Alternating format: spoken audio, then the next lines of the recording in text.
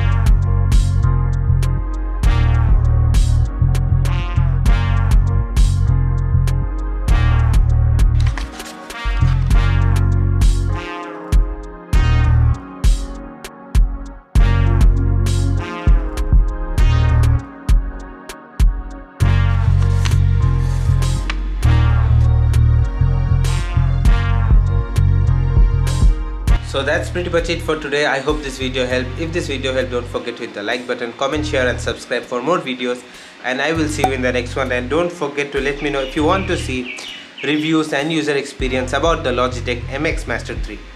Bye bye.